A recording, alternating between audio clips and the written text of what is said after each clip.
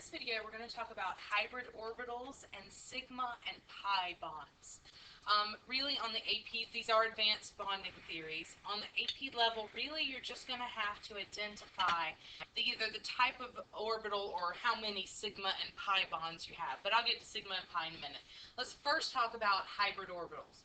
And this is a theory that we came up with after we actually saw how things were reacting. So theories used to describe the types of bonds formed and molecular shape, because atomic orbitals don't really work when we are thinking about how the atoms actually look in a molecule. Several different atomic orbitals mix, like S and P. Remember, those orbitals are mathematical areas of probability. So things change, and the electron, where they're most probably going to be located, changes as one atom approaches another for bonding. And when that changes, it makes some sort of hybrid orbital. And we really started when we were talking about, when we were looking at carbon. Carbon makes 4 bonds. That's what it does. And it does that almost always. And when it does make those bonds with other atoms, the bond length is about the same. And if we were just looking at atomic orbitals, that really wouldn't make sense, because if we look at just the valence electrons of carbon, and its electron configuration, let's start with 2s2, so we're just going to do the valence electrons, 2p4. It looks like that, 2p2, messed that up. Okay. It looks like that carbon can only bond with 2 other things. It looks like it only has that spot open. But what happens, and what we, or at least our theory here with the hybrid orbitals is that as carbon approaches another atom and to bond with it, an electron moves from the 2s and actually moves up here, and it becomes not an S and a P, but some sort of sp hybrid, a mix of the two, which has 4 orbital orientations, each with 1 electron in there, leaving 4 open spots for bonding. Again, we made this theory after we found what carbon did. So here's how you identify the type of hybrid that is going on in a particular atom. And this is the part that you really have to understand.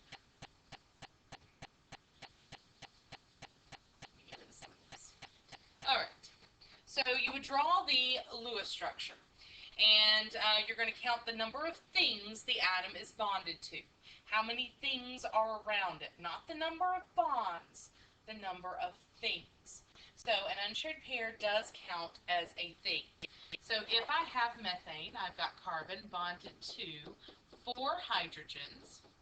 So the center atom is surrounded by 4 things, and that means it is an sp3 hybrid orbital.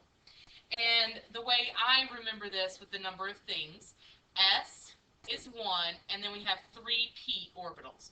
So that added up together gives you 4. And that's how you can remember the number of things it needs to be surrounded by to get that particular hybrid. If we look at ammonia, ammonia looks like this and has that unshared pair on that center atom. So if we're trying to find the hybrid orbital for that nitrogen, we count how many things are around it. 1, 2, 3, 4. 4 things around it. It is an sp3 hybrid orbital. If we go to double bonds, let's look at something like this. And if we want to know the hybrid orbital that this carbon is going or has, we look at the number of things it's bonded to. 1 hydrogen, 2 hydrogens, and 1 carbon. Remember, it's not the number of bonds, the number of things. This carbon is only surrounded by 3 things, so it is sp2 hybrid orbital. Again, 1s, 2p, that adds up to 3 things. Let's talk about sp. That would, in this case, we're going to talk about triple bond. And so if we are looking at this carbon right here, we want to see how many things are around it. One hydrogen, one carbon, that is two things. So this carbon is sp, has an sp hybrid orbital. And really, all you're going to have to do on the AP chemistry exam is really identify what type of hybrid orbital you have and be able to explain why. Now let's talk about molecular orbitals. We only really scratch the surface of this in AP chemistry. The two important things that you need are this idea of a sigma bond and a pi bond.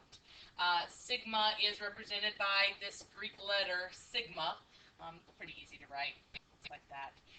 And then pi bond is of course represented by pi. You really need to just learn the difference between the two.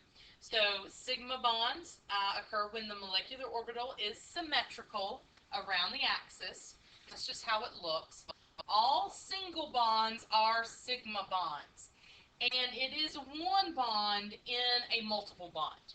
And we'll look at that here in just a second. So I use alliteration to help me remember this one. Sigma is symmetrical around the bond axis. It's single bonds. Pi bonds are above and below the bond axis. Your book has some nice pictures if you want to look at those, but it's above and beyond the bond axis, and it is the additional bonds in multiple bonding. Pi bonds are weaker than sigma bonds. All right, that you do need to know. So if we're looking at drawn structures, I think I have one on this next page. Here we go. Carbon dioxide, if we draw this structure, we need to figure out how many sigma and how many pi bonds total in carbon dioxide. Every single bond and one bond of a multiple is a sigma bond. So I could pick either of these two bonds. I'm just going to pick the bottom one. And one of them is going to be a sigma bond. Okay? The other one has to be a pi bond because this is a multiple bond. And then on the other side, again, one will be a sigma bond, the other will be a pi bond.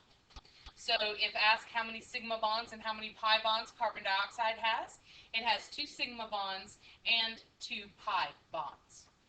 We can also look at, let's look at something with the same structure here. And how many sigma and how many pi bonds do we have?